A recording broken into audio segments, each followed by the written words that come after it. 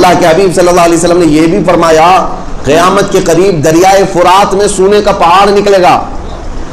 دریائے فرات یہ عراق میں موجود ہے, ان کو اور بھی دیا جائے گا, اور بھی دیا جائے گا.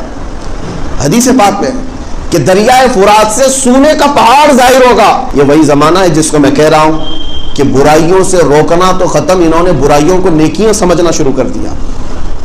آج آپ کو پتا ہے پہلی مرتبہ تاریخ میں ان کی کرسمس ڈے پوری سعودی عرب میں دھوم دھام سے منائی گئی, دھوم دھام سے منایا گیا. اس میں باہر سے ایکٹر اور ایکٹریس اور گلوکار بلائے گئے. ابھی ہیپی نیو ایئر منانے کی تیاریاں ہیں. مجھے اس بات کا سوال ہے میرے عزیزوں, ہم جب آواز اٹھاتے تھے کہ میرے نبی پاک صلی اللہ تعالیٰ علیہ وسلم کی ولادت کا دن بھی منانے دیا جائے, تو ان کے ہاں سے شرک اور بدعت کے فتوے آتے تھے کہ نبی کریم صلی اللہ تعالیٰ علیہ وسلم کی میلاد منانا جائز نہیں, اسلام میں ثابت نہیں, اور کرسمس منانا جائز ہو گیا. ہیپی نیو ایئر کے لیے پورا ملک سجانا جائز ہو گیا. میں آج سے کافی سالوں پہلے سے اپنے خطابات میں یہ کہتا آیا کہ اے میرے عزیزوں, جن کو تم ظاہر میں دیکھ رہے ہو یہ بادشاہ حقیقت میں نہ ایمان والے ہیں نہ مسلمانوں کے مسیحا ہیں. ان سبوں کی لنک اسرائیل اور یہودیت سے جڑی ہوئی ہے, اس لیے کہ انہوں نے چن چن کر کے میرے آقا صلی اللہ علیہ وسلم کے تبرکات کو تو ختم کر دیا, لیکن یہودیوں سے ریلیٹڈ جو چیزیں ہیں سعودی میں اس کو آج بھی باقی رکھا گیا ہے. اس کو ہولی پلیسز کہہ کر کے یا محکمہ آثار قدیمہ کا حصہ سمجھ کر کے اس کو ریزرو کر دیا گیا. یہ حالات جو تیزی سے تبدیل ہو رہے ہیں, مجھے عرض یہ کرنا ہے کہ قیامت قریب آ چکی, اور اگر آپ بھی اپنے درمیان یہ دو عادتیں چھوڑ دو گے تو تباہی کے دہانے پر جاؤ. ان کو مت دیکھنا کہ وہ پورے سعودی کو بدل کر کے بھی آج کامیاب ہے, کامیاب کچھ نہیں, وہ جہنم میں جانے کا راستہ بنا رہے ہیں. اللہ رب العزت جسے چاہے ہدایت دے, جسے چاہے گمراہ کرے, کسی پاکیزہ مقام میں رہنے کی وجہ سے نہیں. اگر مدینہ طیبہ اور مکہ مکرمہ میں رہ کر کے بے ایمان ہو گیا دوزخ میں جائے گا, وہ جہنم میں جائے گا اگر بے ایمان ہو گیا. لیکن آپ اس کو آئیڈیل اور ماڈل نہ سمجھیں کہ سب کچھ تو وہاں ہو رہا ہے, اب یہاں پر بھی کر لیں گے. ان پر عذاب آنے والا ہے. میں حدیث پاک سناتا ہوں آپ کو, اگر ایسا لگتا ہے کہ یہ الفاظ ہیں, صرف جملے نہیں میرے عزیزوں, میرے آقا صلی اللہ تعالیٰ علیہ وسلم کی حدیث ہے وَيْلٌ لِّلْعَرَبِ مِن شَرٍّ قَدِ اقْتَرَبَ. حضور نے فرمایا تباہی ہو عربوں کے لیے. حضور فرماتے ہیں تباہی ہے عربوں کے لیے, ایک بہت بڑی برائی ہے جس سے وہ بہت قریب ہو رہے ہیں, بہت قریب ہو رہے ہیں. نبی پاک صلی اللہ تعالیٰ علیہ وسلم نے یہ بھی ارشاد فرمایا قیامت اس وقت تک نہیں آئے گی جب تک عرب کے کچھ قبیلے بت پرستی اور شرک میں مبتلا نہ ہو جائیں.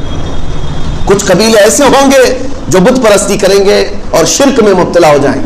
وہ بھی دیکھا ہم نے, انہوں نے تو مندروں کی وہاں پر اوپننگ شروع کر رکھی ہے.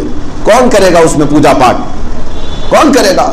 جب آپ پورے کے پورے مسلمان کنٹری کے ہو تو پھر یہ عبادتیں کون کرے گا؟ ظاہر سی بات ہے کہ ان کے اندر شرک اور کفر آ چکا, اور میرے آقا صلی اللہ تعالیٰ علیہ وسلم کی وہ حدیث بھی صادق آ گئی. حضور اکرم صلی اللہ تعالیٰ علیہ وسلم نے فرمایا وَيْلٌ لِّلْعَرَبِ, عربوں کے لیے انقریب تباہی ہے من شر قد اقترب, ایک ایسی برائی سے جس سے وہ بہت قریب ہو رہے ہیں, بہت قریب ہو رہے ہیں. عزیزان گرامی, یہ مت سمجھنا کہ وہ پیسوں کی ریل پیل میں آج سب سے بڑے مالدار سمجھے جاتے ہیں, امیر سمجھے جاتے ہیں. مت دیکھو یہ ساری چیزیں, ان کا سکون غارت ہے, ان کے اوپر خوف کی تلوار لٹک رہی ہے. وہ کروڑ نہیں اربوں ریال کے مالک ہو کر کے بھی آزاد نہیں جی سکتے.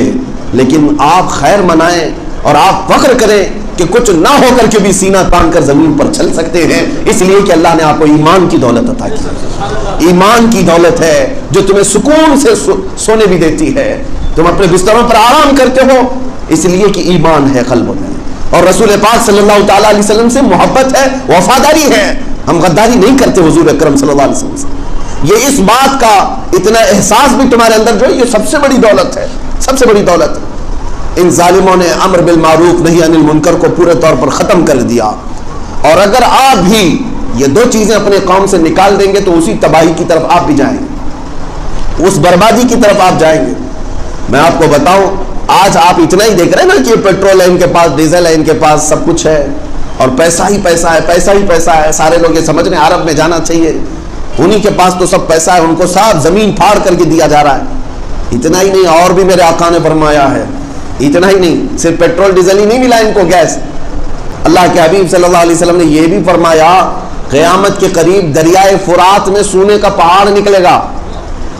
دریائے فرات یہ عراق میں موجود ہے.